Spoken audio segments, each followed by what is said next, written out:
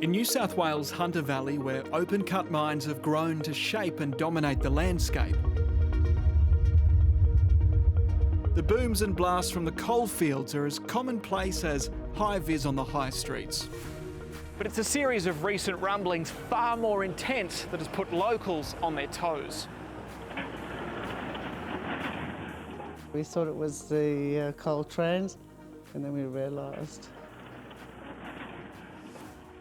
The worst part about it is that there were so many within a period of days. I was surprised more than anything. Like, oh God, another earthquake, because there actually hadn't been one for a few years.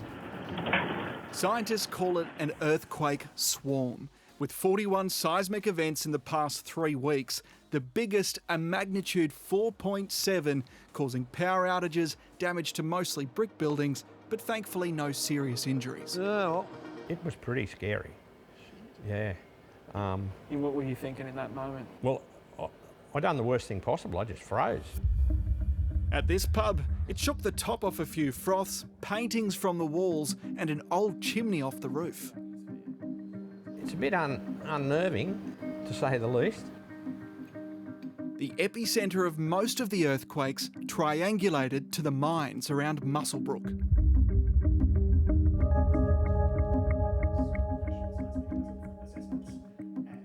While there are cases globally where mining has triggered earthquakes, there isn't enough evidence to establish if that's the case here.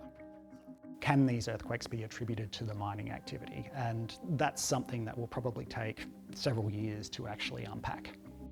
I'm talking with senior seismologist Dr. Trevor Allen at the National Earthquakes Alert Centre when another incident is detected at Muswellbrook. Our seismic sensors have picked up a seismic signal. And what this is probably showing is that there's either a mine blast in the area, so it's being picked up on those 3 stations.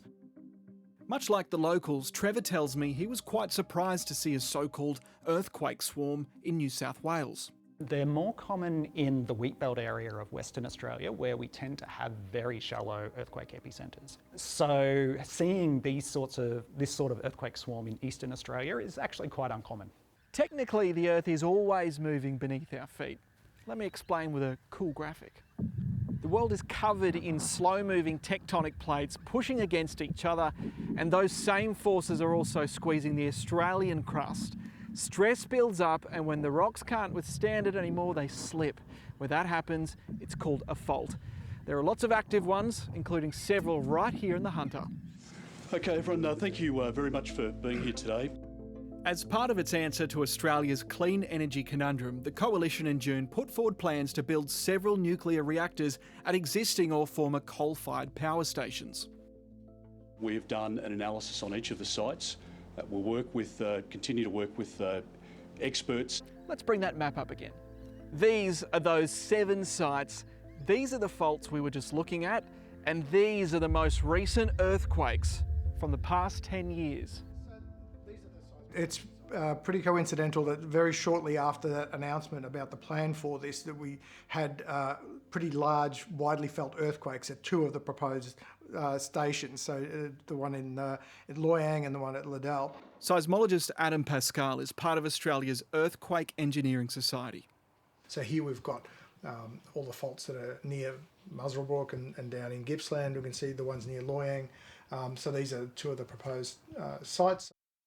We asked Adam about the risks of putting a nuclear site in a common earthquake zone.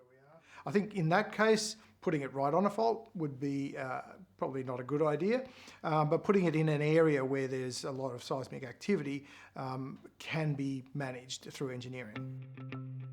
The Australian Nuclear Safety Agency, ARPANSA, refers to globally recognised guidelines which state that a proposed new site shall be considered unsuitable if it's on an active fault and the dangers can't be compensated for. The Coalition told us it'll get an independent nuclear energy coordinating authority to figure that out, and there are several nuclear plants in highly seismic areas elsewhere in the world designed and operated safely.